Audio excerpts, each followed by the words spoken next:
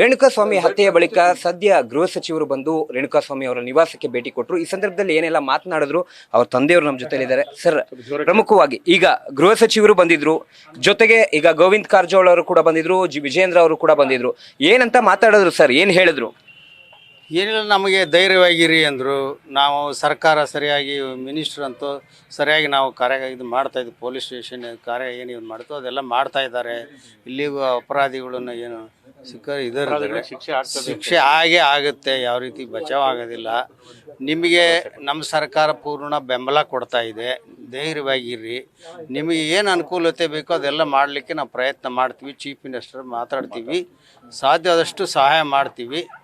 ನಾನು ನಮ್ಮ ಸೊಸೆ ಬಗ್ಗೆ ಕೇಳಿದೆ, ಅದಕ್ಕೆ ಒಂದು ಉದ್ಯೋಗದ ಕಾಯಂ ಉದ್ಯೋಗ ಅಂತದ್ದು ಕೊಡ್ರಿ, ಯಾಕಂದ್ರೆ ಸಣ್ಣಳಿದ್ದಾಳೆ, ಅವಳು ವಿದ್ಯಾಭ್ಯಾಸಕ್ಕಂತ ಆಯಿತು, ಅದನ್ನು ಪರಿಶೀಲನೆ ಮಾಡ್ತೀವಿ ಅಂದ್ವಿ. ನಾವು ಅದಕ್ಕೊಂದು ಮೆಮೊರಂಡಮ್ ಕೊಟ್ಟಿದ್ದೀವಿ. ಎಲ್ಲರೂ ಸಾಂತ್ವನ ಹೇಳಿದ್ದಾರೆ. ಎಲ್ಲರೂ ಹೇಳೋದು ಧೈರ್ಯವಾಗಿರ್ರಿ, ಎಲ್ಲ ಅವರಿಗೆ ಶಿಕ್ಷೆ ಆಗುತ್ತೆ.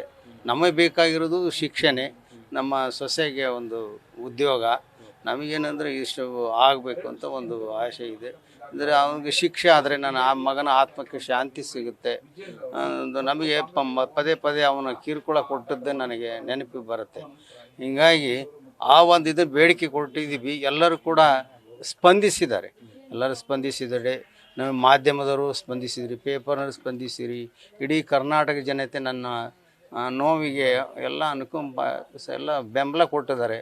ನಾನು ಈ ಮೂಲಕ ಎಲ್ಲರಿಗೂ ಕೂಡ ಧನ್ಯವಾದ ಮತ್ತು ನಮಸ್ಕಾರ ತಿಳಿಸ್ತಾ ಇದ್ದೀನಿ. ಸರ್, ವಕೀಲರ ಮೂಲಕ ಅಂದ್ರೆ ನೀವೇನಾದ್ರೂ ಪ್ರತ್ಯೇಕವಾಗಿ ವಕೀಲರನ್ನ ಇಡಬೇಕು ಅಂತ ಏನಾದ್ರು ಇನ್ನೂ ತೀರ್ಮಾನ ಇನ್ನೂ ನಿರ್ಧಾರ ಮಾಡಿಲ್ಲ. ನಾವು ಇದರಲ್ಲಿಂದ ಹೊರಗೆ ಬಂದಿಲ್ಲ ಇನ್ನು. ಅದಕ್ಕಿನ್ನೂ ನಾವು ನಮ್ಮ ಬಂಧು ಬಳಗ, ಸ್ನೇಹಿತರು, ಆಪ್ತರು ಎಲ್ಲ ಸೇರ್ಕೊಂಡು ಯಾವ ರೀತಿ ಮಾಡ್ಬೇಕು ಅಂತ ಅದನ್ನು ಚರ್ಚೆ ಮಾಡ್ತೀವಿ. ಮಾಡ್ಬೇಕಂತಲೇ ಇದ್ದೀವಿ. ಆದರೆ ಅದು ಇನ್ನೂ ತೀರ್ಮಾನ ಆಗಿಲ್ಲ. ಸರ್, ಇಲ್ಲಿಯವರೆಗಿನ ತನಿಖೆ ನಿಮಗೆ ಸ್ಯಾಟಿಸ್ಫೈ ಆಗಿದೆಯಾ ಅಂತೇಳಿ? ಇಲ್ಲಿವರೆಗಿನ ತನಿಖೆ ಸರಿ ಅನ್ಸಿದ್ಯಾ? ಆಗಿದೆ. ಈಗ ಸುದೀಪ್ ಅವರು ಸೇರಿದಂತೆ ಸಾಕಷ್ಟು ಜನ ಬೆಂಬಲ ವ್ಯಕ್ತಪಡಿಸ್ತಾ ಇದ್ದಾರೆ. ರೇಣುಕಾಸ್ವಾಮಿ ಅವರ ಸಾವಿಗೆ ನ್ಯಾಯ ಸಿಗಬೇಕು ಅಂತ ಬೆಂಬಲ ವ್ಯಕ್ತಪಡಿಸ್ತಾ ಇದ್ದಾರೆ. ಅದಕ್ಕೇನ್ ಹೇಳ್ತೀರಾ ಅಂತ? ಹೌದು, ಎಲ್ಲ ಧನ್ಯವಾದ ಹೇಳ್ತಾರೆ. ಯಾಕಂದ್ರೆ ಇಡೀ ಫಿಲ್ಮ್ ಫೀಲ್ಡೇ ಬಂದಿತ್ತು. ಅವ್ರು ಯಾರು ಪ್ರೆಸಿಡೆಂಟು, ನಿರ್ಮಾಪಕರ ಇವರು ಬಂದು, ಫಿಲ್ಮ್ ಚೇಂಬರ್ನವರು ಬಂದು ಕೂಡ ಅವ್ರು ನಮ್ಮಲ್ಲಿ ಕ್ಷಮಾಪಣೆ ಕೇಳಿದ್ರು. ನಾವು ಇದೆಲ್ಲ ಮಾಡಿದ್ವಿ, ಆಗಿರೋದು ದೊಡ್ಡ ತಪ್ಪು, ಅದು ಮಾಡಬಾರ್ದಾಗಿತ್ತು, ಆ ರೀತಿ ಆಗಬಾರ್ದಿತ್ತು. ಅದಕ್ಕೆ ಬೇಕಾದಷ್ಟು ಶಿಕ್ಷೆ ಆಗಲಿ ಅಂತ ಅವ್ರು ಹೇಳಿದ್ದಾರೆ.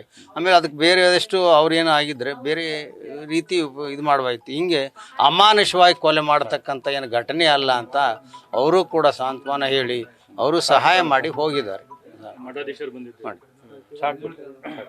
ಇದು ರೇಣುಕಾಸ್ವಾಮಿ ಅವರ ತಂದೆಯ ಮಾತು. ಕ್ಯಾಮರಾಮನ್ ಲೋಕೇಶ್ ಜೊತೆ Sandesh, news fast, Chitradurga. News fast, ನಿರ್ಭೀತಿಯಿಂದ ನಿಮ್ಮ ಪರವಾಗಿ.